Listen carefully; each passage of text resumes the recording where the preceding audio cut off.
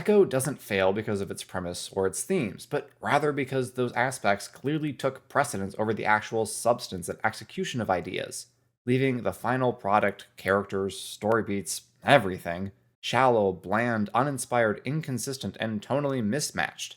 I should like Echo. In a world full of bombastic, multiverse spanning stories that simply cannot help but vomit an unholy amount of CGI onto the screen, the return to the local superhero with a personal or community mission is most welcome. With its themes of the importance of family, the rejection of power in favor of love, and breaking the cycle of violence, this story absolutely should have endeared itself to me. I adore a good redemption arc. I'm a sucker for those kinds of stories, hence my love for tales like Avatar: The Last Airbender and the Norse God of War games. But where those sagas were clearly crafted with love, care, and attention over a period of many years, Echo was rushed out the door like an unwelcome dinner guest at 2 in the morning. This show gives every indication of being written, directed, and edited with haste, and we'll spend quite a bit of time breaking it down to prove that assertion. I don't know why exactly felt like they need to keep the content pipeline overflowing, other than the fact that if they waited another year, the 50 people who actually watched Hawkeye would have forgotten this character entirely, instead of still retaining the vague memory of her they have now. It's really time for the House of Mouse to relearn the lesson they imparted upon us back in 1999. You can't rush art. So, without further ado, let's dive into this mess of a show and discover just why ideas and themes aren't enough to create a story that will stand the test of time. Now, naturally, when you discuss modern media, you can't help but be dragged into the political arena. And if you, like me, are trying to grow in virtue in this crazy world, something as simple as keeping up with current events can be really stressful due to the divisive nature of media coverage. Which is why I'm super excited to welcome Ground News as the sponsor of this video. Ground News is a website and app that shows you the bias behind news stories, breaking down the topics you care about by political bias, factuality, and ownership behind each reporting source. For example, let's take this story on the US Navy lowering its recruitment standards. Of the 49 sources, only 9% are left-leaning, whereas 24% lean and right. Below bias distribution is the ownership chart, where we can see what percentage of outlets are owned by media conglomerates, and the small percentage that is owned by independent sources free of government or corporate interests. My personal favorite feature of Ground News is the blind spot feed, which features stories neglected or underreported by one side of the aisle. It helps you escape your echo chamber and see stories you would normally miss, such as this article about a sunshade to help fight global warming. Ground News is a game changer for me. It has made me think more about how I consume news, how the two sides to every story should at least be considered, at the very least so I can meaningfully engage with people whose viewpoints are different than my own. If you subscribe right now, you'll get 30% off their Vantage plan, giving you unlimited access to all their features. And this offer is only available through my link, so go to ground.news/mastersamwise or click the link down in the description. You can try it out for under $1 a month or get 30% off the unlimited Vantage plan, the same one I use, and help support an independent platform trying to make reading the news easier and more enjoyable. Thank you to Ground News for sponsoring, and now, back to Echo. The main theme that Echo wants to drill into your skull is the importance of ancestry and family. A good theme, even a great one when done right, but the way this show handles delivering that message is slightly less than inspiringly creative. Right from the beginning, the show lets us know its method of delivering information. It tells it to you, by having one character tell it to another. There are, believe it or not, other ways to display the bond between two people other than for one to tell the other that she considers her a closer blood relative than she actually is. They don't have to get right to the point immediately. Doing so doesn't let the audience think about who these girls are, or how much they matter to each other at all. It just slaps us in the face with that information because the writers apparently didn't have the time to craft anything beyond the most bare bones of an outline for the scene's dialogue. And this is a trend throughout the show. For the most part, everything is just laid out there in the open. How our character is feeling, what their motivations are, how they relate to each other. It's all simply spoken, ensuring the audience doesn't miss a single story beat. That is, unless you take your eyes off the screen. I'll give Echo this, it actually made me watch it. You absolutely cannot follow this show if you're looking at your phone or your second monitor. Normally, that's a very good thing. Other shows that demand your undivided attention rank among my favorites of all time. Band of Brothers, The Wire, Breaking Bad, and Better Call Saul. If you're trying to beat Gandhi in the nuclear arms race or fighting off glyphids and abusing their home planet for its natural resources while watching these shows, you're going to miss an awful lot of important character development and plot points. However, that is because those shows are masterful works of subtlety and depth. They adhere closely to the rules show, don't tell. demanding that their viewers truly watch, listen, and think to understand why a character is doing what he or she is doing. In Echo, you simply need to watch the screen, because most of the important dialogue isn't actually spoken out loud. However, I don't want to be all criticism, no praise, so let me highlight a bit of storytelling I found to be engaging. You have to learn to jump between two.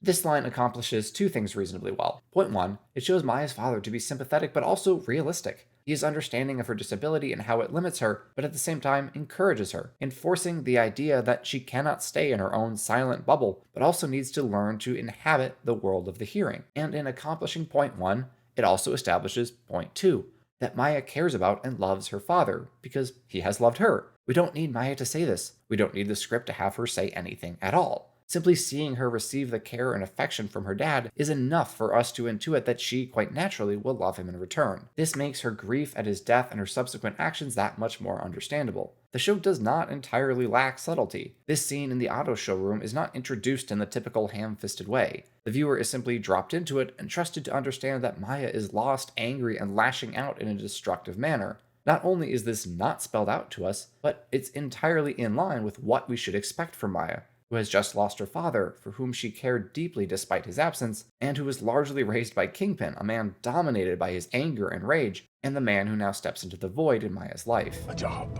You have greatness in you. Take your pain, make it into something useful. Narratively and thematically, that dialogue rings true. People desperately need purpose. Men typically feel a stronger drive in this respect, but women also require a reason to get out of the bed in the morning. Without a purpose, our basest instincts tend to take over and we just act on however we feel in the moment, as seen here. And when we are in that purposeless desert, it's all too easy to grab onto the first drink of water offered to us, no matter how brackish and stale it might be. As I said in the beginning, the themes and ideas of this show are not bad at all. They align quite closely to stories that I absolutely adore. But as we observe Maya making her debut appearance on one of Kingpin's assignments, we see how the execution of those themes falls short, and how the details that distinguish memorable shows from forgettable ones are just not present in Echo. Actually, hold on a second. I would like to propose something. I call it Samwise's Law, and it goes like this. If an action scene in a movie, show, miniseries, etc. can be broken down and shown to be utter nonsense upon close examination, the product as a whole will suck. This is because proper choreography, filming, and editing of action sequences takes significant attention to detail, and doubtless many takes and retakes, not to mention tons of time in post-production. They are incredibly demanding scenes to plan and shoot, and their fast-paced nature can make it tempting for filmmakers to cheap out and rush through the creative process, thinking the audience largely won't care or notice if things are a bit out of whack or even just plain absurd. And if the creators have that attitude towards action scenes, it means they don't really care about the quality of their product as a whole, or are being forced to cut corners due to deadlines. They likely don't really care about the action. I think it's just there as a requisite part of a superhero show, which they want to use because it's the popular genre these days, for now anyway, and they'd like to talk about other ideas which they will naturally inject into this work. What these filmmakers miss is the incredible opportunity that action scenes provide to develop characters and their relationships and motivations. If you want an example of shows that absolutely excelled in doing this, check out my videos on Andor and Arcane linked down below. But now, let's get to the fighting. You would think that maybe, just maybe, the MA rating would bring with it some grounded, gritty, even brutal action sequences. Nope, not so much. Everything is incredibly stylized. People fly around as the choreography demands, And Maya breaks a dude's neck after he barely even tries to fight back. Look, I don't need every fight to adhere to strictly realistic standards, especially in a superhero show, but come on. At least have your smaller, weaker combatant win through agility, quickness, and creativity, rather than winning what is basically a battle of strength where she is initially in a disadvantageous position. It just makes her opponents look weak and ineffective idiots, rather than making her look actually talented, which is supposed to be the entire goal of this scene. Well, it fails at that. Let's continue to see why. First, this freaking punch. Come on, Maya doesn't have super strength. The dude goes flying through the air from a single punch in the face from a woman he probably has 30 pounds on. Maya hasn't activated her magical ancestor glowy swirly palms yet either, and yeah, we'll talk about that later. Second, Marky Mark Light is the second guy in this scene to grab Maya by the legs, with perfect opportunity to slam her to the ground and do some serious damage, and instead gently tosses her down and allows her time to get back to her feet. Because, you know, that's how men fighting for their lives act. How chivalrous. That's what I get for being sexist. Now, if You could just have her dodge his charge and kick him or knee him in the balls. I'd accept that. That's gonna work 100% of the time. Great equalizer, the nuts. What those nuts, Sarge? Doing fine, Bill. Nice of you to ask. Anyhow, it's pretty clear why this guy isn't an actor. He's a stuntman. His job is to get tossed, kicked, and punched around by Maya to make her look capable and skilled, but all it really accomplishes is making this scene look fake, because the man is just far too accommodating. Also, she drives his head into a metal filing cabinet hard enough to dent the thing in half. Are we sure she doesn't have super strength? Nope, just magical glowy swirly hands, but not yet. In the comics, she was apparently akin to Taskmaster, able to replicate any movement she sees. So basically, she has some seriously beefed up mirror neurons, which makes sense. She's deaf, so her sense of sight gets turned up to 11. But according to the director of this series, that is kind of lame. Ah yes, magical glowy swirly hands are far more interesting. Not like we've seen that 3 times already. But I digress. Enough appetizers. It's time for the entree of this scene, the Daredevil cameo. I've been watching them all night, and then you guys show up and screwed everything up. Oh hey, that's what good acting is supposed to sound like. Charlie Cox takes these 2 incredibly basic lines and manages to elevate them by blending frustration and amusement with small changes in his facial expression and body language to make them sound more, well, real? And less like an actor reading off a script whose ink is still wet. I'm not going to break this fight down blow by blow, but it's pretty obvious that the pace of it has been slowed way down from what it should have been in order to accommodate Alaqua Cox, who was pretty insistent that she do her own stunts, and I can hardly blame her. Doing your own stunts sounds freaking awesome. No wonder Tom Cruise is still acting in his 60s, who wouldn't get paid to jump a motorcycle off a cliff. The problem is, of course, that Alaqua simply isn't on the same level as Charlie when it comes to simulated martial arts. Let me show you.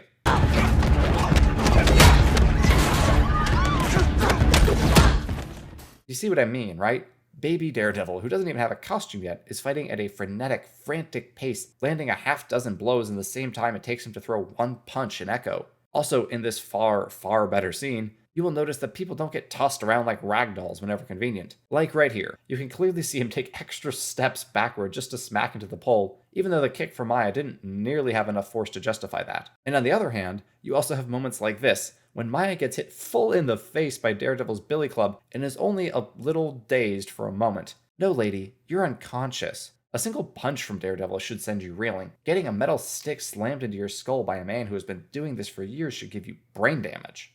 And look, there are probably a dozen other moments I could show you that prove my point, that demonstrate just how much Charlie Cox had to slow down. Like when he waits to get kicked, punched, and kneed in the face. Do you see him staying still for a single moment in this fight scene? Of course you don't. Inaction is death. Hesitation is defeat.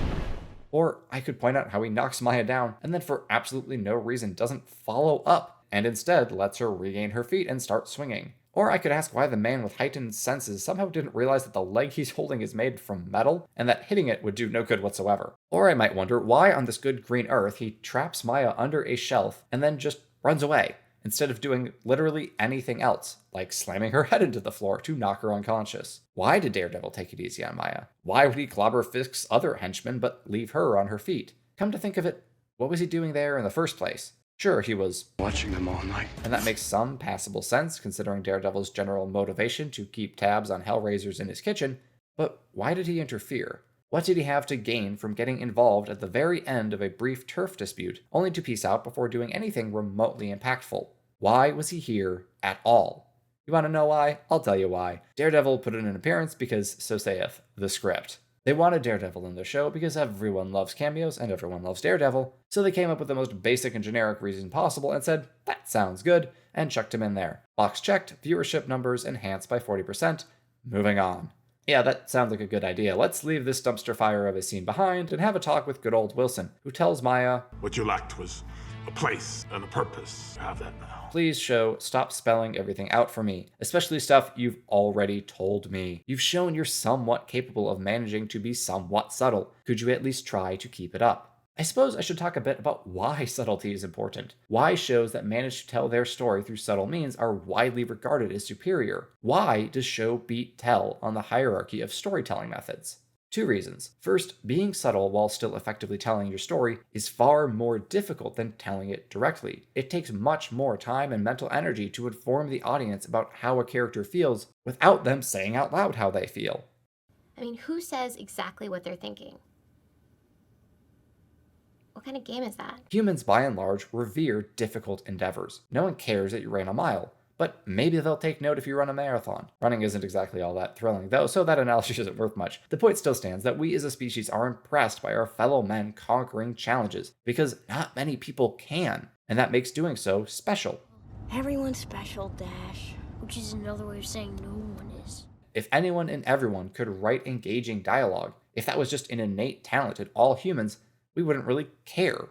But writing is tough, and crafting stories that convey their plots, character development, and themes subtly is especially difficult. So when we happen across stories that pull this off, we take notice, because we understand just how much work went into cultivating the talent to be able to tell such a tale. Second, subtle stories engage us in a way that straightforward ones do not. If you are watching, well, most any Disney Plus show, 95% of the information you need to follow the story will be delivered straight to your eardrums, or in Echo's case, your eyeballs, with no need for interpretation, pondering, or even a second thought. You almost never need to wonder for a second why a character did what they did, because they will explain their motivations in clear detail for your benefit. Either that or the actions will make no sense whatsoever, as we just saw. This is not engaging. Deep, subtly told stories draw us in, inviting not only our surface level attention, but also our cognitive function. They are written to marinate in a viewer's brain as we puzzle out the meaning behind each line of dialogue or action taken by the protagonist, antagonist, and everyone in between. This additional time and brain power that we spend on these stories causes us to remember them far better than we do those that are made hurriedly and told in a straightforward fashion. Those tales become the stories that really matter, because their creators took the time to ensure that the audience truly had to engage with their creation in order to experience it as intended. As I pointed out earlier, Echo does not entirely lack subtlety, but a few bits of engaging storytelling do not make up for the mountain of bland, generic, in-your-face moments that make you wonder if most of the show script was just written by an AI. And when Echo isn't expositing, it tends to swing to the other end of the pendulum and delivers us scenes that are incredibly vague and leave mountains of questions with no discernible answers. For example, when we are finally dropped back into the present after seeing the flashback to Maya and Hawkeye's encounter that leads to her shooting Kingpin in the face, it is now apparently 5 months after that super obvious fakeout, and Maya is recently wounded and looking for somewhere to rest and recover. This begs the question, how did Maya get hurt? Who shot her? Why? Where? What was she doing that led to the confrontation? What has she been doing for the last 5 months? Running? Fighting to take down Kingpin's empire? Trying to assume the assumedly vacant throne? There's a serious lack of context around the beginning of this story. The impetus that leads to the entirety of events in Tamaha is a complete mystery. That's not subtlety, that's just leaving holes in your narrative. Anyhow, Maya finally reaches Tamaha, goes to her childhood home, And eventually reunites with her cousin Biscuits. And do you notice anything while these two are conversing? looks pretty normal, right? Just two people speaking ASL. What's off about that? Well, perhaps the fact that, as Biscuits conveniently tells us, it has been 20 years since he has seen Maya, and he still signs pretty much fluidly, with only a hint of hesitation. Credit to the writers, they do show him think for a half second before signing some words, but quite frankly, That's not good enough! let me repeat, it has been 20 years, 2 full decades since anyone in this town has last seen Maya. Biscuits was maybe 10 or 12 years old the last time he used ASL for all we know, and yet he is able to speak and understand the language with practically no issue. This inconsistency could have easily been avoided, however, if the show had simply given us another character in Maya's family or community who is deaf, thus establishing a reason for Biscuits and all the others to have kept up their signing skills. But no, apparently no one ever thought of that. It was simply convenient for everyone with whom Maya wants to converse to be able to sign, and so they all simply remember to do so because so saith the script.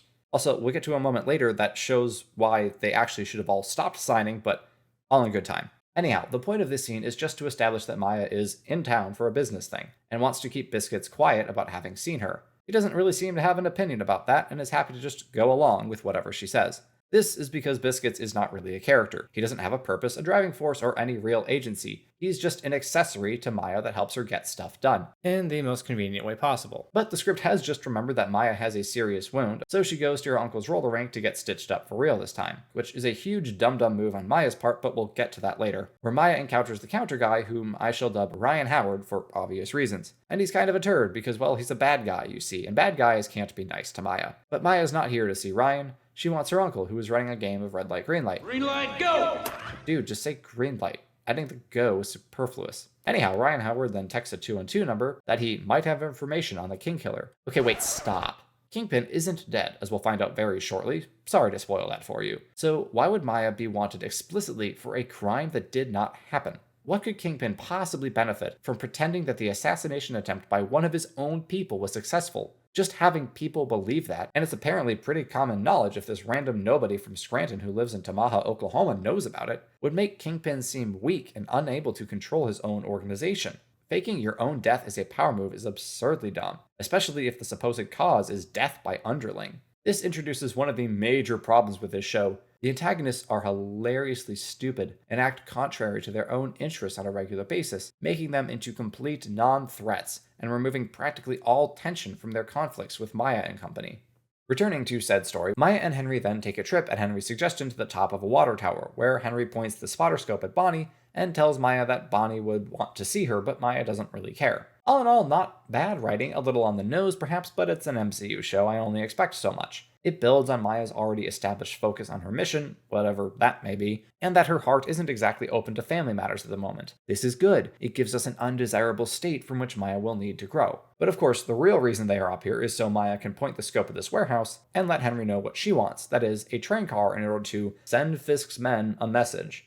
Maya also says it's time for a queen, and people naturally point at this moment as typical MCU nonsense. And while I am also sick of unlikable girl bosses whose only character arc is self-actualization and realizing that actually she's great, Maya's attitude here is clearly depicted as misguided. Henry demonstrates the attitude that she should have. Love and family are more important than power and prestige. This is an incredibly simple concept that modern society largely gets wrong, in no small part because of second-wave feminism pushing women out of the home and into the workforce under the guise of independence and self-fulfillment. I told you this show was countercultural, I just don't think it realizes it is. Anyhow, Henry rejects Maya's proposal, and she sulks for a bit before cutting to the least surprising surprise in MCU history. And thus ends the first episode. On to episode 2.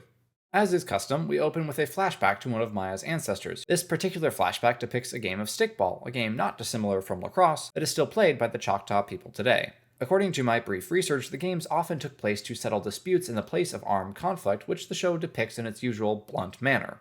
And their scale was quite a bit larger than what is shown in Echo, but we can chalk that up to the limitations of the set. No other movie has managed to have large masses of people moving about on hundreds of acres of open plains before, after all. The action is once again dominated by overly accommodating stuntmen trying their best to not hit the scene's protagonist. And then when a shoving match ensues around the ball, Luwak flashes back to her ancestor, discovers a magical glowy swirl in her hand, grabs the ball and then scores the winning point.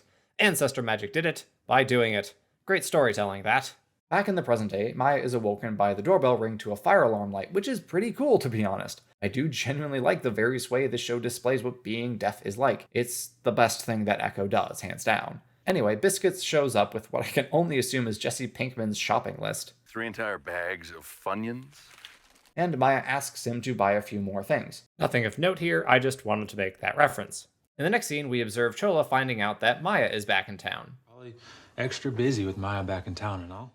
Right, so remember how Maya showed up at a public place in the middle of the day, standing out in the open talking with people. I'm sorry, not talking, signing, which would make it abundantly clear who she is, even if people didn't immediately recognize her after 20 years. And somehow, she expected that in this assumingly small and tight-knit community, word of her reappearance wouldn't reach her grandmother or her cousin. This is the woman aspiring to take over Kingpin's empire. Really, with that kind of operational awareness. See, here's the biggest problem with Maya's aspiration as far as storytelling goes. It's baseless.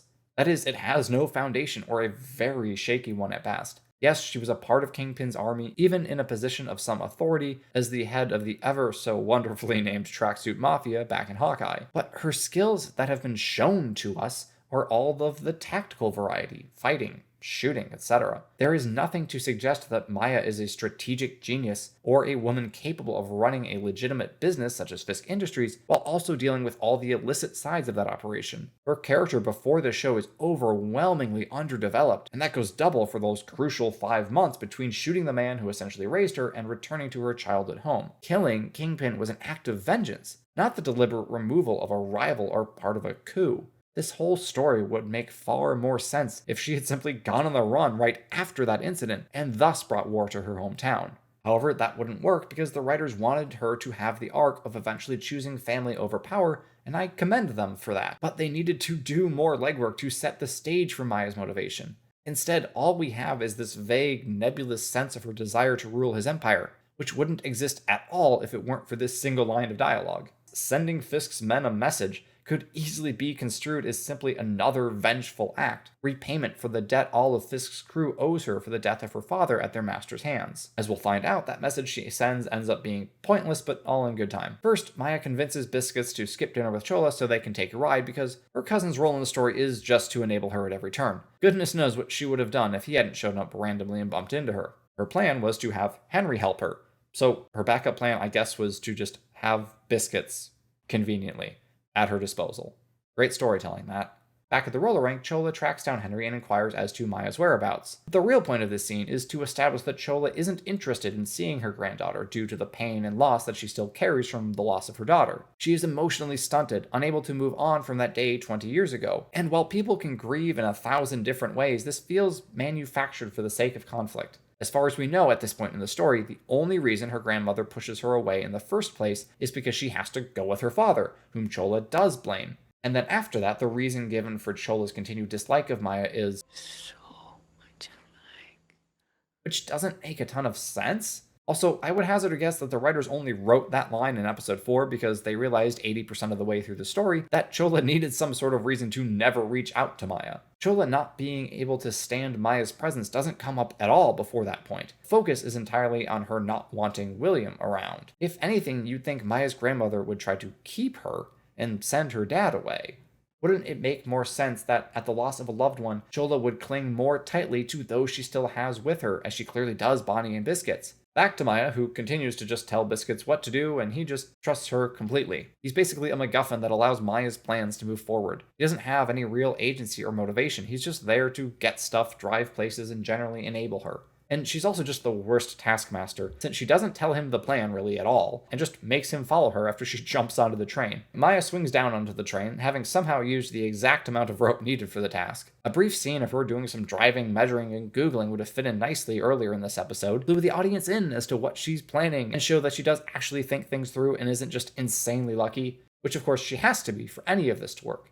Lucky point number 1, the rope swing, as already mentioned. Lucky point number 2, she doesn't get spotted as she advances across the top of the train, in the light of a full moon, as she herself has just said, by the guys guarding this car. Who are, of course, completely useless because they are outside the train car. Not only do they not notice the woman jumping over their heads and somehow miss her dangling from the side, that's not really this guy's fault. Luck point number 3, Maya just yada yadas her way underneath without even the audience seeing it because there is in fact no plausible way for her to do so. They also don't hear her breaking into the container that they are literally touching. Yes, it's a noisy train, but my goodness, you think they'd hear something, as Maya uses a tiny handheld circular saw to cut through solid steel that is being entrusted to hold up thousands of pounds of equipment. I swear everything in the show not about Choctaw culture or what it's like to be deaf was written either by an AI or someone who has never seen a good action movie in their lives. So Maya gets in, plants the bomb, and reseals the hole she made, and then climbs back up somewhere.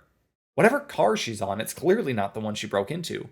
I have to ask, how? There's no way she could have climbed back up the implausible way she got down, and she clearly didn't, considering she's just now climbing out from under the car. And to move between train cars, she would have had to shimmy along a coupling, literally right under a guard's feet. Is no one asking these questions during writing, filming, or editing? Is the audience expected to suspend disbelief about how space works? This is just so incredibly sloppy.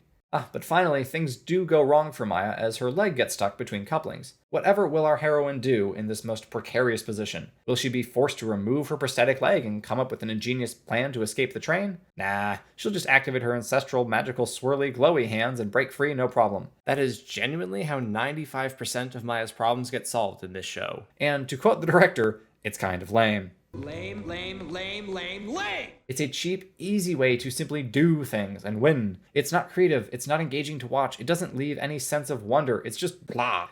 She still has to get off the train though, so that should be interesting, right? Well, that's one way to put it. Biscuits is her escape plan, as we saw earlier, so it should be easy for her to just hop from the base of the train to the bed of his pickup. Except, nah, that's not exciting enough. First, we have to raise the stakes by showing a tunnel coming up, and then for some reason, Biscuits isn't able to catch up to a freight train, so Maya naturally decides the best thing to do is to add more velocity to the fall that will likely kill her, and climbs to the top of the train and does, well, this. Bad idea, Jeans. Having survived that fall, she then climbs back into the bed of the pickup. Wait, what? She didn't land in the bed?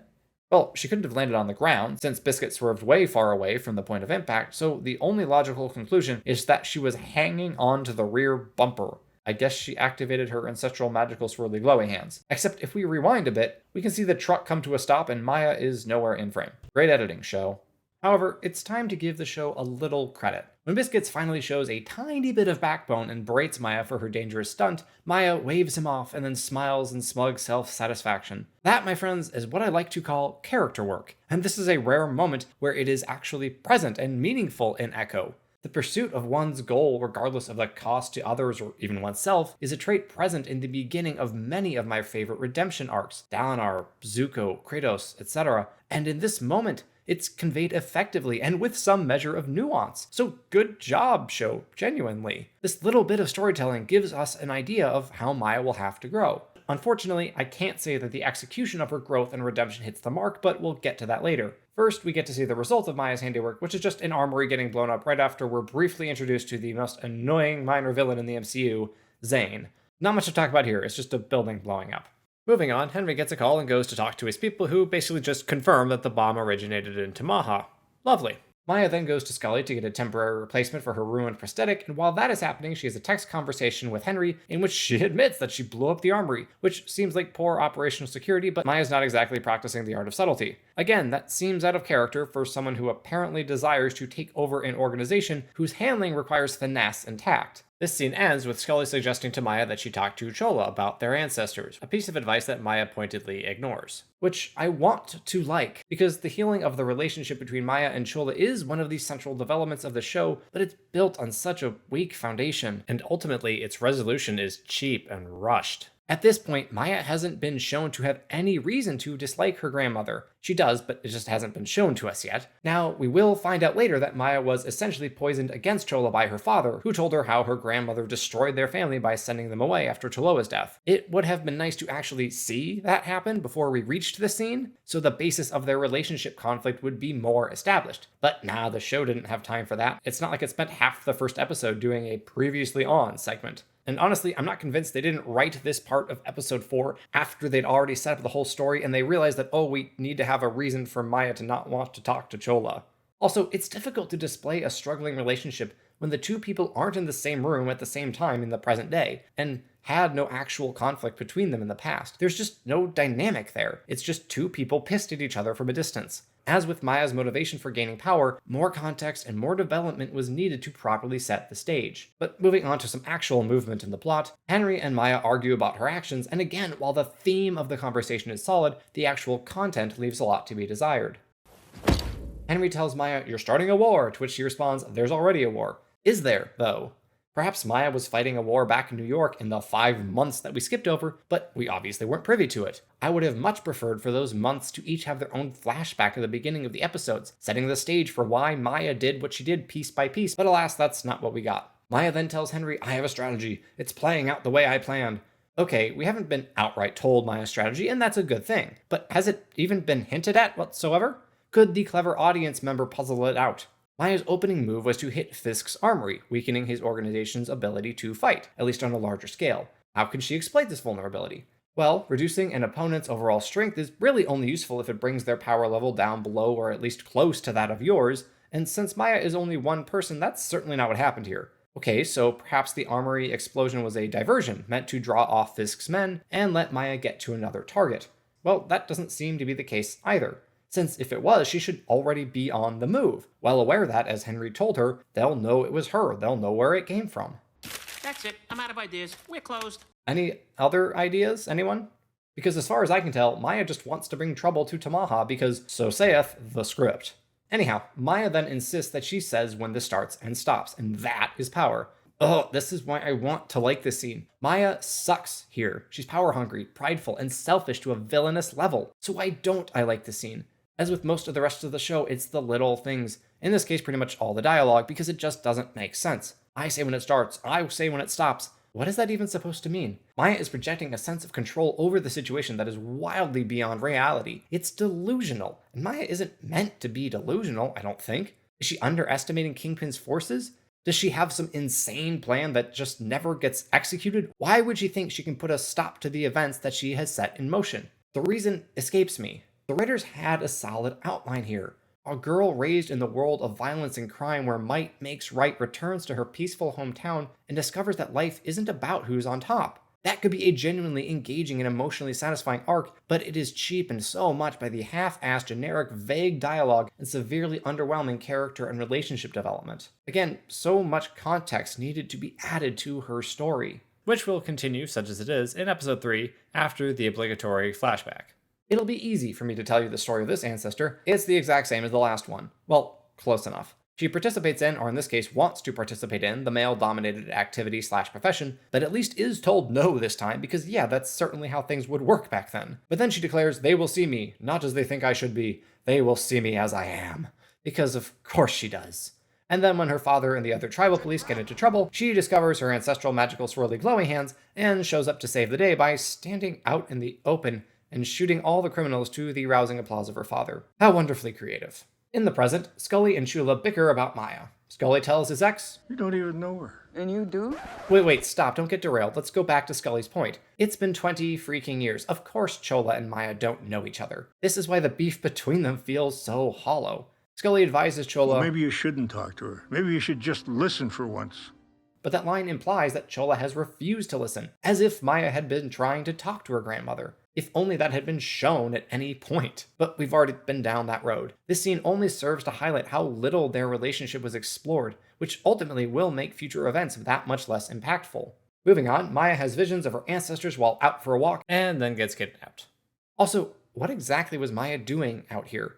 She's just strolling. Shouldn't she be planning or preparing for the fight she knows is headed her way? She said she had everything under control, so shouldn't she be doing something toward that end? Whatever. Next thing we know, she's dangling upside down in place of the disco ball because it looks cool, I guess? She falls down, so they take her to a back room, and she catches a glimpse of her uncle tied up too. I have a question. Why did they take her here? I mean, yeah, Ryan Howard works here, but that's about the only plausible reason, and really that just causes even more problems because now Henry knows that his employee is up to no good. If Ryan had just taken Maya somewhere else, he could have avoided this whole complication. However, I'm forgetting something. All the bad guys in this show are complete and total idiots. If your IQ breaks room temperature, I'm sorry, you can't be a villain in Echo. Case in point, the Three Stooges take Maya to a back room, give her back her foot out of the goodness of their hearts, and bicker about who's going to babysit her. All you do is sit outside that door. What are you, scared? Just for the record, you believe that the person in front of you killed Kingpin, and you're going to let her out of your sight. Oh, man. Bad idea. Bad idea, Jeans. Is it too much to ask of these shows that the antagonists be the slightest bit competent? I don't expect 3 random yahoos to be criminal masterminds. But it'd be nice if they followed some sort of logic when making decisions, and if their end goal wasn't simply make things as easy as possible for the protagonist. Anyway, Bonnie shows up and Henry tells her to get lost, which she does, and then one of the Three Stooges grabs her as soon as she reaches her truck. This leads to her and Maya seeing each other for the first time in 20 years. And this is the sort of scene we needed for these two to actually fill in the 20-year gap, as Bonnie bemoans the myriad of messages she sent Maya with no response. Bonnie's signing is, however, a little too good. I know that she's supposed to be superbly proficient at ASL because of her closeness to Maya, but again, it's been 20 years. It's weird that she's not rusty or just straight up incapable, but we already covered that. The Three Stooges then discover that Maya and Bonnie escaped their bonds, debate what to do about it, and then when Maya punches Bonnie in the face, they decide she's not worth the trouble to tie up again. Remember that all bad guys are idiots. Anyhow, Maya builds a little wheel gun, knocks out her guard, and then texts a picture of her unconscious foe to the other two Stooges. Because screw the element of surprise, you know? And Ryan Howard is still insistent that We still got a deal. How about let's all go out and you show me that money? so naturally they shoot him because bad guy got a bad guy, you know? No! No! No! No! So, thus far, our antagonists have been either wildly incompetent or just plain comically evil for the sake of being evil because we wanted to make this show MA in order to trick people into thinking it would be a tad like Daredevil in terms of atmosphere, tone, and actual maturity. Mature shows should be complex and smart. They should require an adult brain to follow, not just to avoid scarring by the violence or foul language. Not having to worry at all about younger kids watching your show should free you up to write with subtlety, to craft characters whose motivations aren't spoken outright, and yeah, to let loose a little with the action if you so desire. All of that is missing in the vast majority of Echo. Daredevil, this is not, and the fight scene that follows the assassination of Ryan Howard proves that better than just about anything else. I won't bore you with a full blow-by-blow analysis of this scene, so I'll just hit the highlights real quick. There are more super accommodating stuntmen, there is some incredibly sloppy editing, and mostly it's just Maya getting attacked by people one by one who are too stupid to realize they could just shoot her or swarm her at any point. And Zane could have stopped it at any time, but he waits until all his men are dead or maimed, rendering this scene utter and complete fluff. It is the product of filmmakers who don't know how to create meaningful and impactful fight scenes, largely because they don't care to. That isn't what they're here for. You can, in theory, have a show that is both representative of a given people and still holds up as an excellent action or superhero story. The problem is that these shows are made by humans who tend to have priorities and focus heavily on those about which they are the most passionate, leaving other elements lagging behind. This scene was tossed in here because this is allegedly a superhero show, and superhero shows need action, right? Of course they do, but they need that action to mean something. These scenes should have stakes. The audience should be held in some suspense as to who makes it out alive or unharmed. The outcome of the conflict should drive the story forward, and the actual act of fighting should highlight various parts of a character's personality and motivation. All of that is missing here. This fight meant nothing. It was tossed in as a requisite action sequence required by the brand, hastily cobbled together, and then dumped out on screen with the assumption that dumb Marvel fans won't care that it's hollow and nonsensical. Good guy punch bad guy, therefore me likey. Anyway, Maya stops because everyone is dead. I mean, because Zane is holding Bonnie at gunpoint. Except he's really not. He's got his pistol hand draped over her shoulder and isn't hiding at all behind his captive. Cut to Maya and Henry kneeling in the middle of the ring, surrounded by a legion of unharmed RTs who came out of the disco lights, I guess. Zane is about to execute Henry for harboring Maya or something like that when he gets a phone call and then tells all his goons to leave along with him, and that's it. That's the scene. Okay, let me suggest something here. Zane should have killed Henry.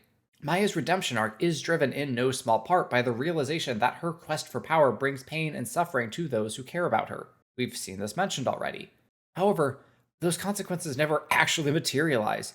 No one close to Maya is hurt any worse than having some friction burns from being tied up or getting a black eye for being punched in the face by Maya. Maya's mindset needs to shift dramatically from this point in the story to the end of it, and the realization of that change would make far more sense if something traumatic actually happened in order to spur her along that arc. Right now, Maya is just fighting her war, and if her measure of success is how many of Fisk's men she kills, she's doing quite well. Is that a good measure of success considering these guys apparently respawn like the Germans at the Reichstag in World at War? No, but at least it's something in her mind, I guess. However, I ultimately do not think that Zane should have killed Henry, because he shouldn't have been here at all. Let's break down this timeline real quick. Maya arrives at the rink in Tamaha, and Ryan Howard realizes who she is. He then texts Zane that the King Killer is in Tamaha, and Zane starts mobilizing the troops to come get Maya. Doubtless, Kingpin would know about this. Maya's whereabouts would be of great concern to him. Zane is then allowed to show up, murder the guy who tipped him off for no reason whatsoever, and then let a number of his men get killed or maimed because he couldn't bother using the leverage he had to stop Maya until it was dramatically appropriate. And finally, to almost pull the trigger on Maya's uncle before he is finally notified that Kingpin would rather he not. Again, this begs the question, what kind of incompetent organization is this? Based on what we see in a few minutes, Kingpin should have directed the Zane Company to do nothing, other than maybe make sure that Maya doesn't leave Tamaha. But apparently, Kingpin had absolutely no control over the situation, for absolutely no reason. He let it devolve into chaos because he didn't feel like pressing dial until it was dramatically appropriate, instead of yesterday when he surely heard of Maya's whereabouts. All this continues to make the antagonists in the show look like complete and utter morons. They're not clever, cunning, or even remotely smart. They pose no threat. They're just there for Maya to punch. Their presence in the story is completely pointless to boot, but we'll get to that in a minute.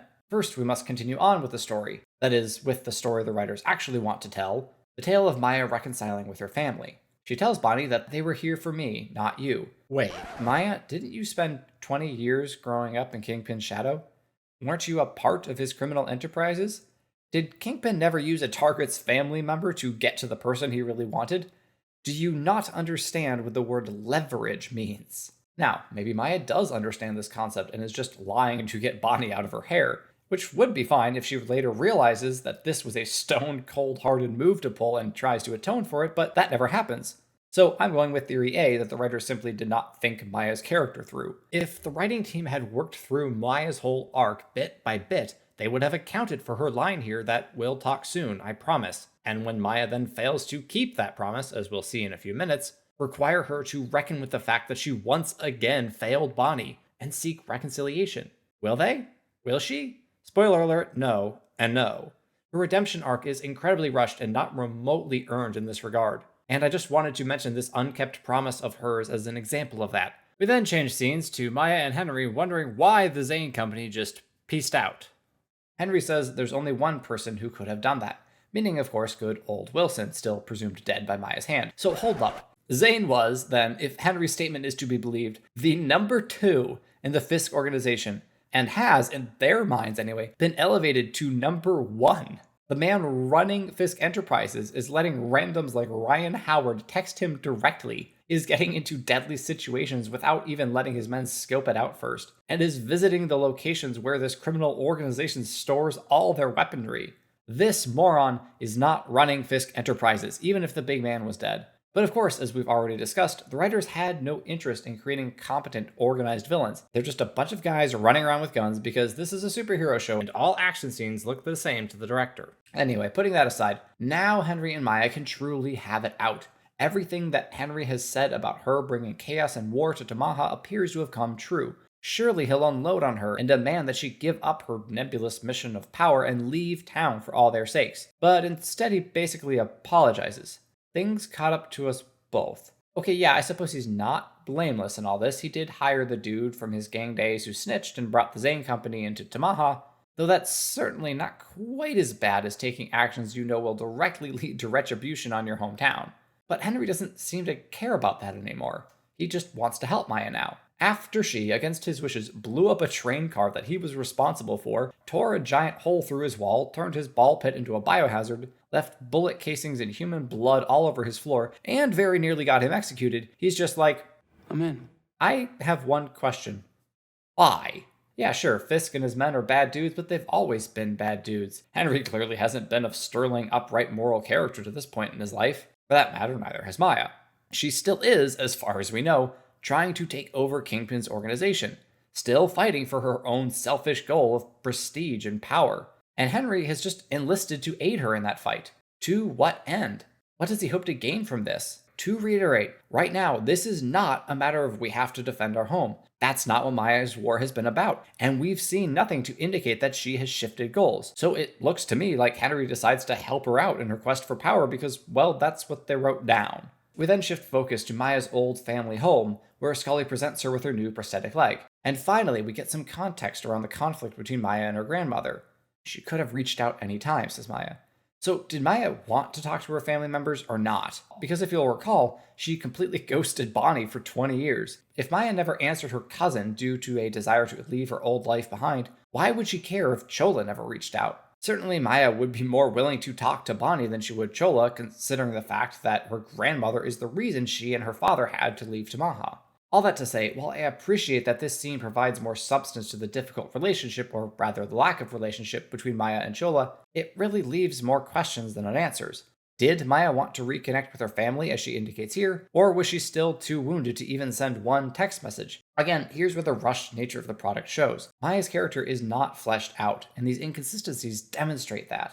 To wrap up this episode, Maya drives around for a bit, decides to not join Bonnie for a drink, if I'm interpreting this correctly, indicating that she's still very much not a part of her own family and is still seeking her own personal goals. And I'd like to suggest something here. Maya should have joined Bonnie for a drink. We need to see Bonnie struggle with the realization that her cousin, who we are told in no uncertain terms is more like a sister, is capable of the wanton acts of violence she just witnessed. And we needed to see Maya struggle with her discordant desires to be a part of this family and to take over Fisk's empire. There's some really interesting character work that could be done over these two just sharing a pint, but alas, that never happens. Maya then finally arrives back at her childhood home where, of course, Fisk is waiting for her. In other words, all the events at the roller rink, which dominated this episode's runtime, were not only absurdly silly and nonsensical, they were also pointless and logically never should have happened. So we just wasted 20 plus minutes with the only real development being that we finally get context around Maya's estrangement from Bonnie, that is, her ghosting her, which is made less impactful by her apparent desire to speak with her grandmother if only Chola had ever reached out. And that is that for episode 3. The fourth episode opens with what is quite possibly my favorite scene in the entire show, in which we flash back to 2008 and see Kingpin consolidate power by going on a buying spree of suddenly underpriced homes. Nope, sorry, that's not it. I just wanted to make a big short reference because I love that movie. What really happens is that Maya tries to get some ice cream, the vendor refuses her since he can't understand her signing, and then Fisk kicks the shit out of him on Maya's behalf. Then, just as he's finishing up and attempts to get a new jacket, I don't want Maya to... She beholds his handiwork and thinks, you know what, that looks like a good time. Let me get a piece of that action. And this is actually solid storytelling, because it establishes these characters and their relationship effectively and concisely. His reluctance to let Maya see him bloodied speaks to his desire to protect her innocence and childhood. Parents or parental figures don't want their kids weighed down or traumatized by the brutal reality of the world. But Maya's eager participation in the ass-kicking demonstrates not only her developing anger and, shall we say, lust for violence, but it also suggests the influence that Fisk has had on Maya. No matter how much parents try to hide from their kids, children pick up on a lot more than they realize, and we see that displayed here. Spending a year, or maybe even less, in Kingpin's shadow has clearly affected the young, impressionable Maya, if only the groundwork that this scene lays was successfully built upon by the rest of the show. And if only the very next scene maintained this level of logical storytelling. We see Fisk and Maya having dinner 13 years later with an ASL interpreter standing behind Wilson. Why isn't he signing? Fisk has essentially been raising Maya as far as we know for the past 13 years. You would think that that is plenty of time for this man who is shown to speak freaking Mandarin in order to converse with business associates would be able to handle American Sign Language. This inconsistency does get addressed later on, but that explanation doesn't make it better. Anyway, Fisk tells Maya that it is time for her to go out into the field, and that her final lesson is that they can only trust each other. To emphasize that point, he sends away the ASL interpreter, who then walks around the corner and gets executed. I like the subtext in the scene, with Fisk having the interpreter shot around the corner where Maya can't see and of course can't hear, establishing how he is willing to exploit Maya's disability if it suits him. But could they not come up with a scenario in which Kingpin's plan actually made a lick of sense? Yeah, he's a bad man who's willing to take advantage even of those whom he considers family, and this scene conveys that well, but he's also an incredibly intelligent man who has no business depriving himself of the most effective way at his disposal to communicate with a valuable member of his organization. Back in the present day, Fisk drops a contact in Maya's eye that allows them to communicate with no go-between. If only he'd thought of that before he had her interpreter capped, that plan would have made a lot more sense. The two then go inside to have dinner like they used to, and Kingpin tells Maya, I'm not angry with you. His reason for this is that she was just doing what she thought she had to, just like he taught her, which is, to say the least, insanely generous of him, and that he thinks that there is some part of her that hoped he was still alive. Maya denies this assertion, and once again, her performance really takes away from this scene. Her line should be delivered with an air of vitriol, or perhaps arrogance and smugness. And there's our smudgeness. But Maya just deadpans it.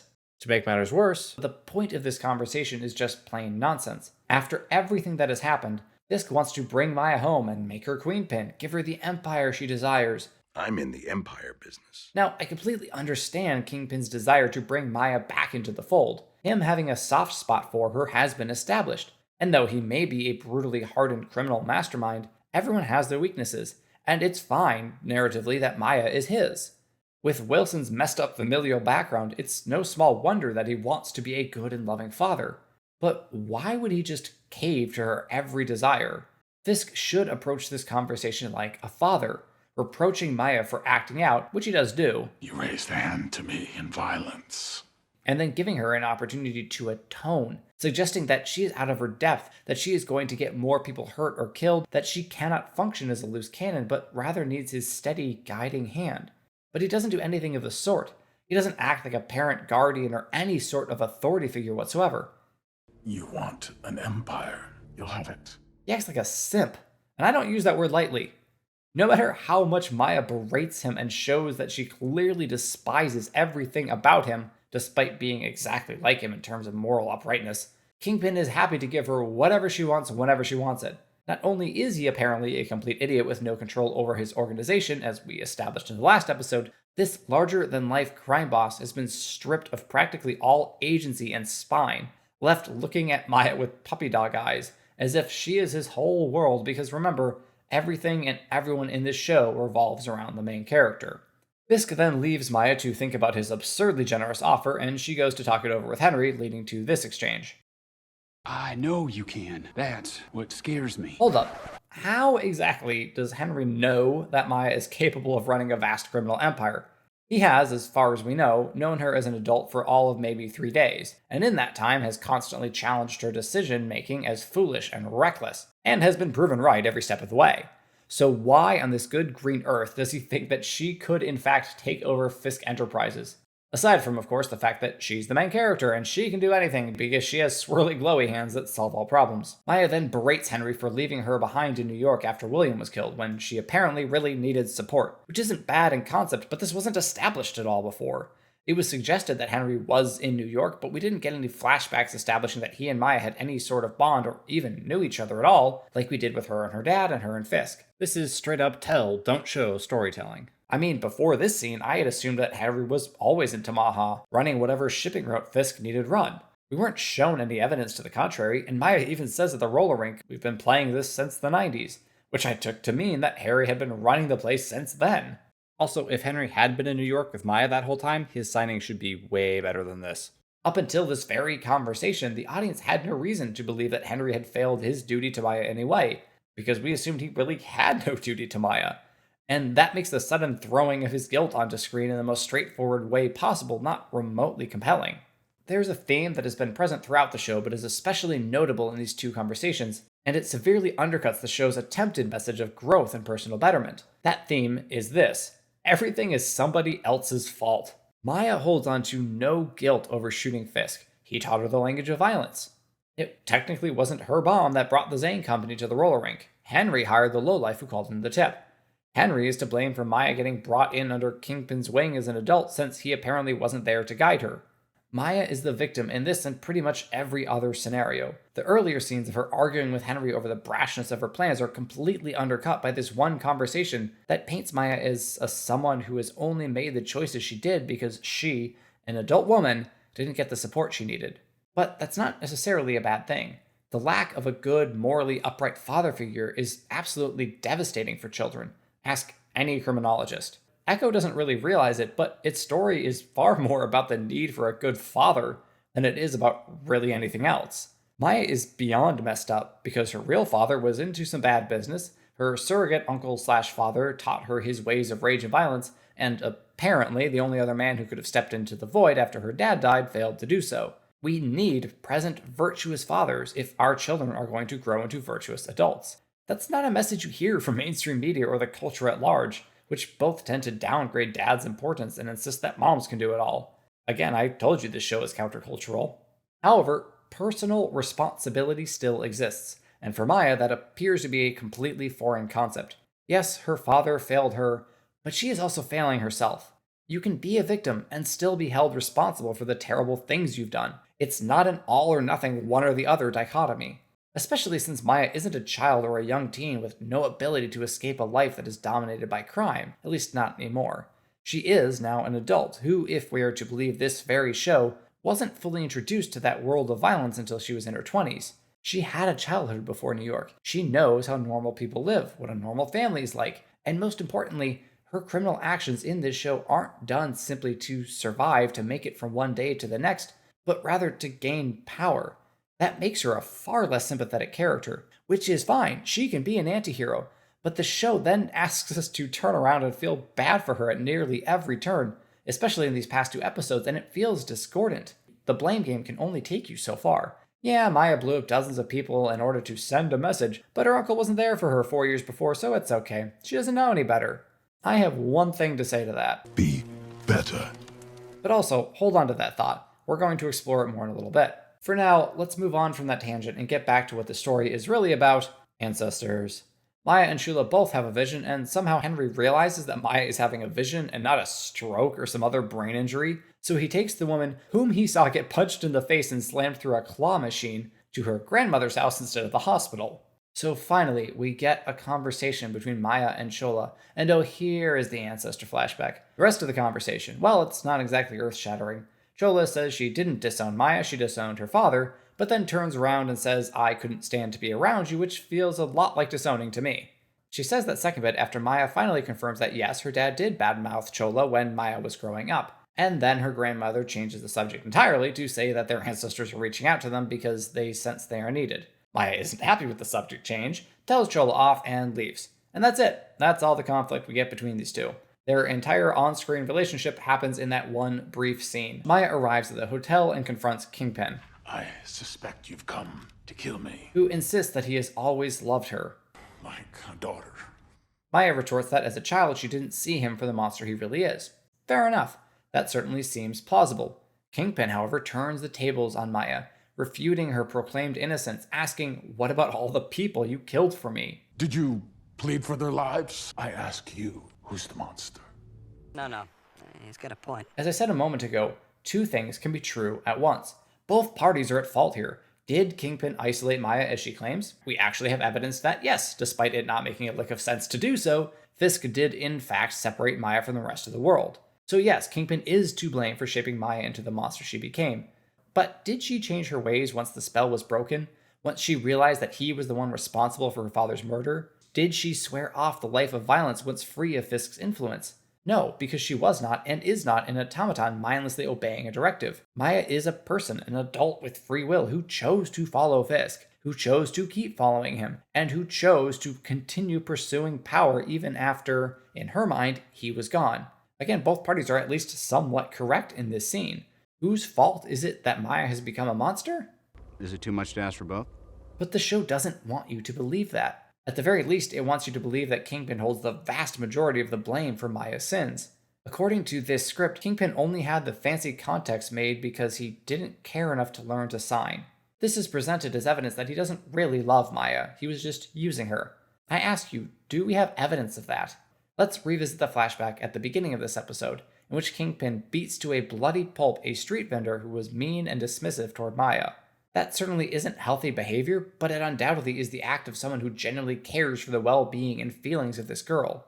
We are also told that these two have a Sunday dinner, just the two of them, every week. That behavior is familial, not utilitarian in nature. And then in the present day, Kingpin bends over backwards to accommodate Maya, putting aside the fact that she shot him, her ruthless attacks on his men, and the additional FU of pouring his wine down the drain, all because he wants to bring her back home and make her queenpin. Kingpin really would only do that if he A, generally felt fatherly affection towards Maya and wants her safe and happy, or B, he believes that bringing her back into the fold would allow him to gain greater power to more effectively run his empire. As I just said, we have evidence of option A, plenty of it. Fisk's love may be misguided and imperfect, but it still exists. The show has made that clear. We don't have evidence of option B. Maya has not been shown to have any skills that would make her worthy of running an empire. So I can't imagine that Wilson would want her for that role in order to increase his own power and profits. That is, of course, unless he's a gigantic moron, which, yes, by all means, this show has written him to be. That's not really to their credit, however. But getting back to the didn't care enough to learn to sign bit, let's talk directly about that. It makes no sense.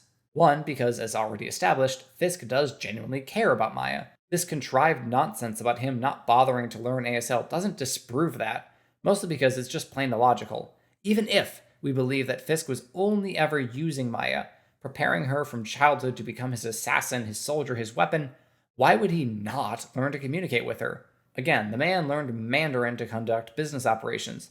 If Maya is so crucial to his success, and she seems to be according to this show, then he should have found a way to talk with her one-on-one. It would simply be the smart thing to do. So what is going on with all these ridiculous inconsistencies? Allow me to shed some light on the subject. In the December 2022 podcast, Marion Dare, the showrunner for Echo, who had previously written for Better Call Saul, an incredibly mature, complex, and captivating character drama, talked about how for BCS they would essentially take each episode apart brick by brick and then put it back together. But with Echo, there just simply was not enough time to do it that way. It was really about finding a process in the moment that allowed me to get to some deadlines and, be a little more flexible than I would have been if I had all the time in the world, I would have done it a little bit differently. To pat myself on the back, I didn't find this article until the time of writing this part of the script. Some 10,000 words ago, I asserted that this was a rushed product that did not receive the requisite love and attention to detail. Well, consider me proven correct. Okay, don't get too bloated of an ego, you jackass. It's a Disney Plus show. Unless it's named Andor, of course it was hurried out the door like a dog that just farted. This goes to show two things. First, writing is difficult. It takes time to properly construct a compelling narrative with nuanced, gradual character development in which events happen according to some sort of logic. Second, the writers that we, and by we I mean I, often blame for the failings of these shows are not the only ones at fault. The studio execs who demand that a product meet a given deadline, quality be damned, have an equal or greater share of the blame. Could the writers have done better given the time frame they were allowed? I certainly think so, but it's no small wonder that this narrative struggled so much if a major writer from Better Call Saul of all shows wasn't given the time to make it coherent. Again, two things can be true at once. The writers needed to be better, and the execs needed to give the writers more time to actually craft a narrative, not just lay out some tentpoles that they more or less stuck with. And I think that's enough of that tangent. I've been paused on this one frame of the show in my editing software for so long that my headphones turned off. Kingpin then admits, I know now that I failed you. Again, the show wants you to believe that Maya is the victim here, which she is, but that status doesn't absolve her of, all this. But hey, maybe she'll get to that part in her character arc later. We'll have to wait and see. The same as my father failed me. I don't know about that. Fisk and Fisk the Elder failed their children/surrogate children, albeit in very different ways, but the point stands well enough, I guess. Fisk's father beat his mother, as he tells us here, leading to young Wilson killing his dad with a ball-peen hammer, which he now offers to Maya along with his shiny chrome dome for her to cave in. This is one of those tentpoles, a crucial moment of storytelling that supports so much of the rest of the show. And in and of itself, it's quite good, at least in theme. Breaking the cycle of violence and choosing to be better than our base selves, to reject the lure of power by way of violence, these are all commendable themes.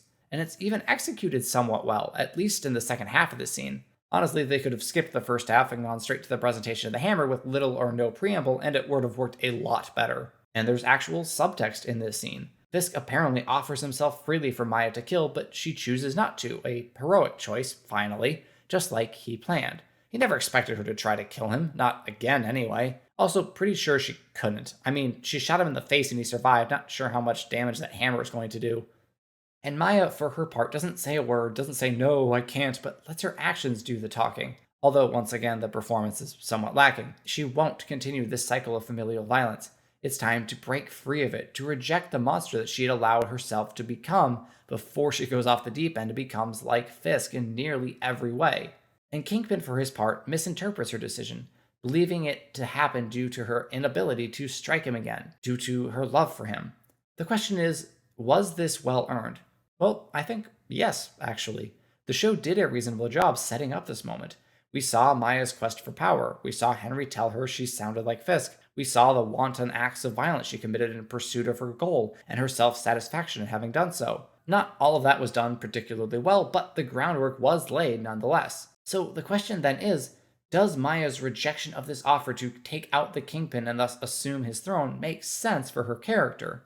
She was willing to do so 5 months earlier and had continued in that fight at least until the end of episode 3 of the show, so what happened during this episode? Well, this conversation happened. Maya realized that the man she has come to despise became who he is today in no small part because of his own crime of patricide. Maya doesn't want to become like Fisk, so she chooses not to follow in his footsteps. That all follows a sensible order. Although this is a pretty easy decision to earn. It takes a lot to decide to murder someone in cold blood. Choosing not to be a complete and total monster doesn't exactly take a lot of character development, since it's at most a return to something slightly resembling being a decent-ish person.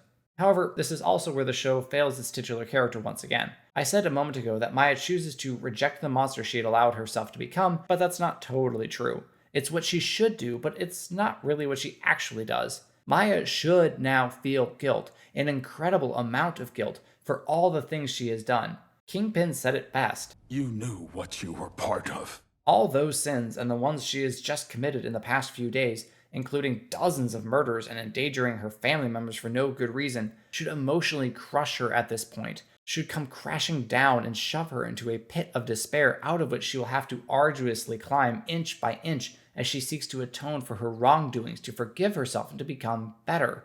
If you would like an example of this type of character development done well, I would refer you to my analysis of Kratos in the first Norse God of War game, link in the description. The thing is, that sort of redemption takes time and a lot of painful self-reflection. Here's how Echo handles it.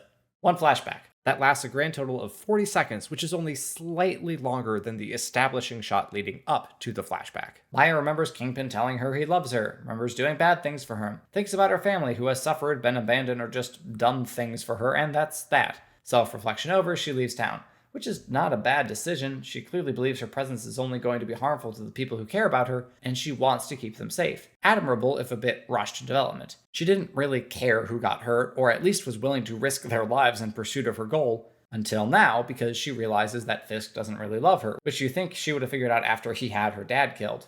But having realized that, now her family matters. We can work with that, though. But will the show actually do so? Let's see. In the finale, Kingpin stumbles across Maya's grandmother and briefly discusses ASL with her. Chola says this, I keep it up now for my granddaughter. Which isn't remotely true. You couldn't stand the thought of her for 20 years, yet somehow maintained fluency in ASL for reasons of convenience. If things that reminded you of your daughter caused you so much pain, why, oh why, would you continue to maintain fluency in the language that you learned specifically for that very same daughter? This just makes the family's continued competence in ASL even more unbelievable. Based on what we know of Chola, she should have stamped it out at every turn. But there I go again, expecting some sort of cause and effect from this show that has no interest in being logically consistent. Anyway, Fisk asks Chola about said granddaughter, and the scene cuts away, leaving the viewer to guess what happens next, which is hardly a difficult task. Biscuits then texts Maya that Bonnie and Chola haven't shown up, right as Maya sees the woodpecker from earlier portending imminent danger. Maya races back to Tamaha and breaks into her grandmother's house to discover a vision of her mother, who says, "You've really been hurting, huh?" And I have to ask, has she? For the first 3 episodes, Maya certainly didn't seem to be hurting. She was a stone-cold killer with a mission from which she refused to stray. In the 4th episode, there's a little shock and fear in her demeanor as she confronts the man she thought dead, and there's frustration in her conversation with her grandmother. I suppose the anger she feels toward Fisk could be construed as pain. However, none of those are the type of pain that Maya should be struggling with. That is, the guilt brought on by the realization of how heinous her actions have been. I think that's what the scene is going for, though it's a bit vague because Maya states that she can't make the pain go away, that all I bring is danger. Yes, thank you. Finally, an admission of guilt. However, might I just say, that's not good enough!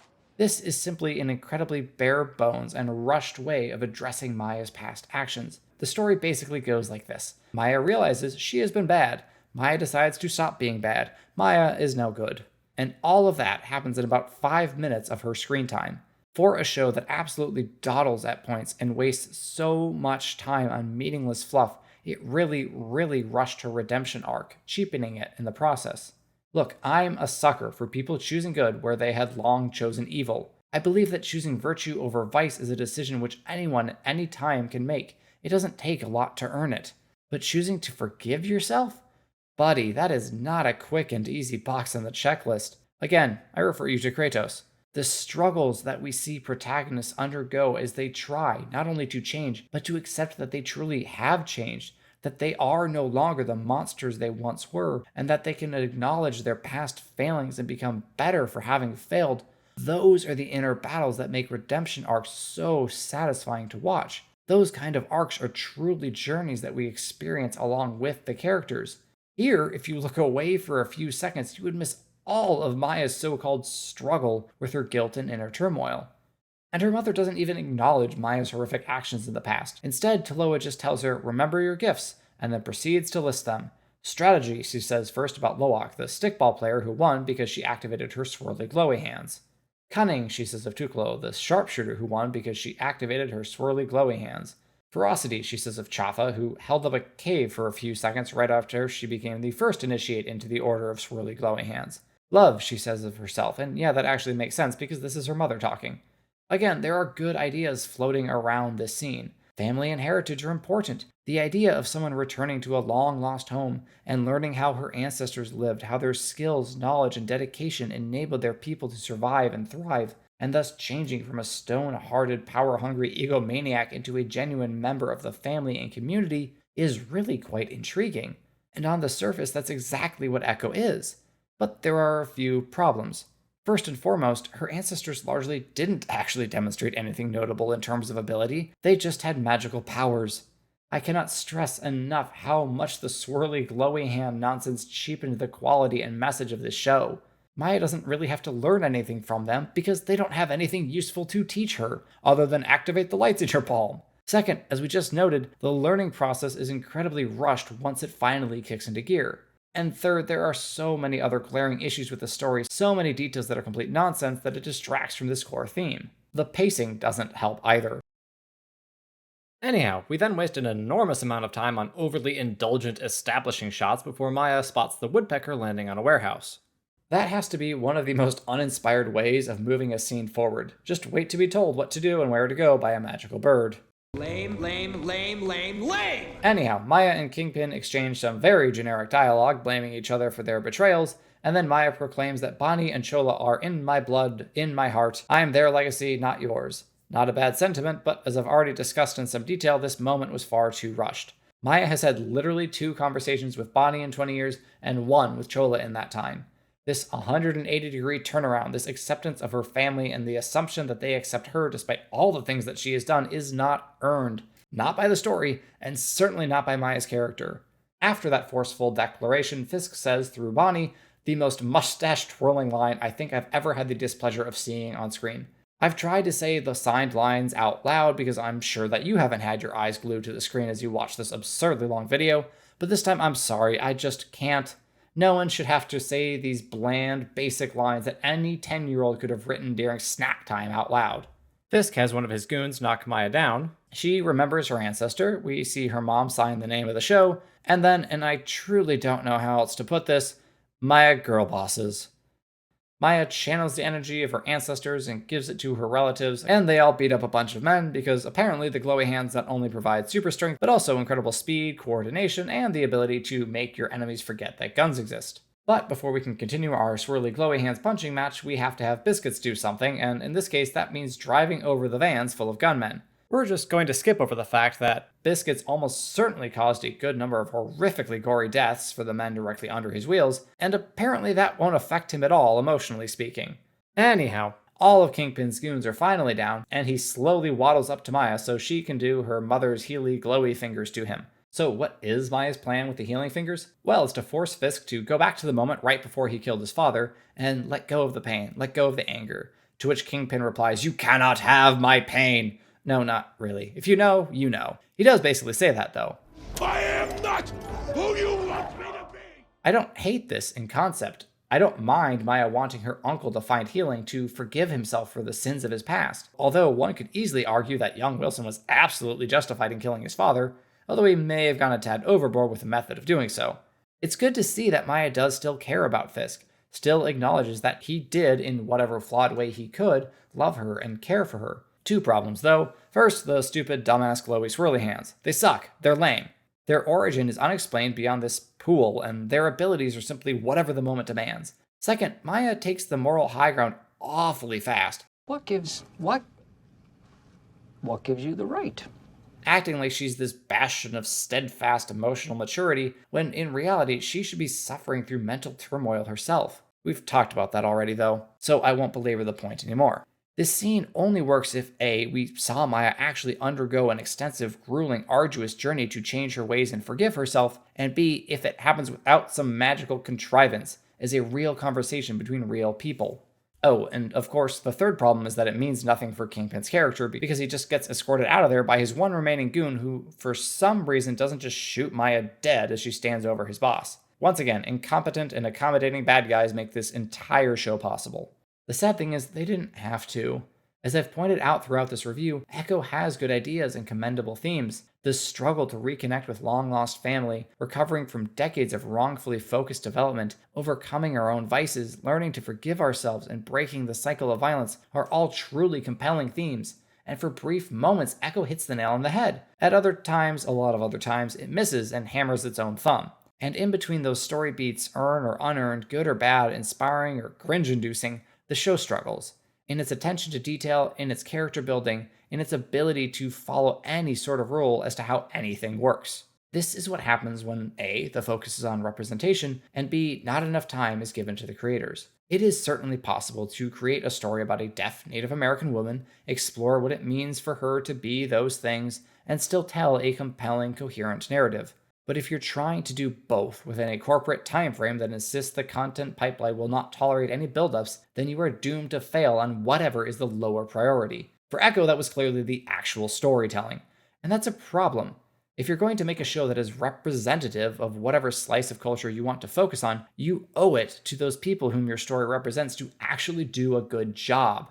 Merely having them on screen doesn't do anything, aside from maybe leave a bad taste in people's mouth about whatever group because they didn't like the show that was so high on them, which is not the goal.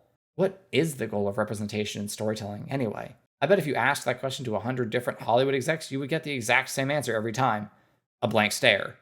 I don't think the industry in general believes representation to be the means to anything. They believe it to be an end in and of itself. But that's absurd. Stories are not and never have been about just showing off different sections of the human race, be that gender, nationality, ability, whatever.